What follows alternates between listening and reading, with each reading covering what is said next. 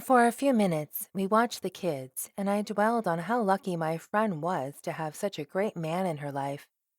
He was a doctor and made enough that she didn't have to work, although she did. She worked from home as an editor for a newspaper, but she didn't have to work if she didn't want to. Me? I went from paycheck to paycheck, some months robbing Peter to pay Paul. With rent, utilities, my classes, and what Marisol needed, I was tapped out almost as soon as the money came in. I was barely holding my head above water, but I was a fighter, and I would keep on treading water until things changed. They had to change. Something in my life had to go right for once. And just then a soccer ball flew right into my chest, and the cup of coffee I'd been holding exploded all over me. Case and point. Oh, shit! Jersey exclaimed. Wait, I might have some baby wipes in my purse. I sputtered, glancing up to see a little boy race over to get his ball. He took one look at me, grabbed his ball, and took off in the opposite direction. He was probably afraid I was going to yell at him, but I wasn't.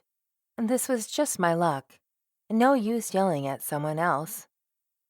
Baby wipes aren't going to fix this. Crap.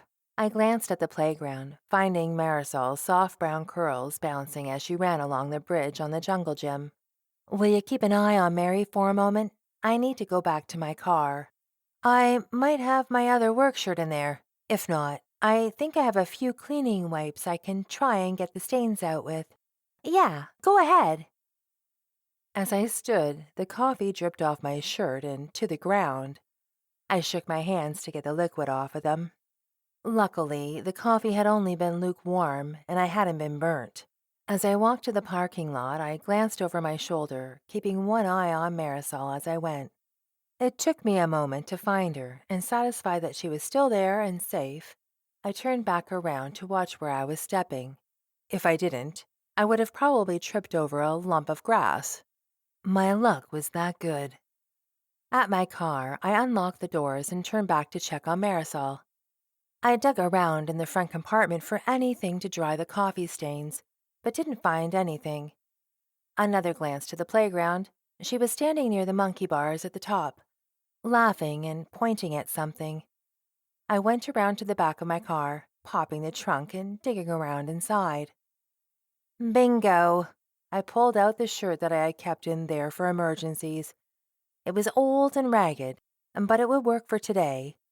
Luckily, my boss would be okay with me wearing an old shirt. Tamara was a good person and helped me any way that she could, especially with letting me grab extra shifts when they were available. I glanced around. Damn, I'd have to wait until I got to the deli. It probably wouldn't be a good idea to change my shirt in public. The way things were going today, I'd get arrested for indecent exposure. I closed the trunk and tossed my shirt into the front seat of my little sedan. After locking the car, I started back to the playground. My eyes scanned the equipment and then scanned it again. Where was Marisol? My heart began to beat a little faster. My gaze slammed over to where I was sitting with Jersey, but she wasn't there. Adam was talking to his mom, but Marisol was nowhere to be seen. I started to jog towards the playground. Was Mary in the slide tube? Maybe she was sitting at the top and I couldn't see her. When I got closer, my heart was slamming into my breastbone, and panic was beginning to claw at my gut. Marisol! I yelled as I ran a bit faster.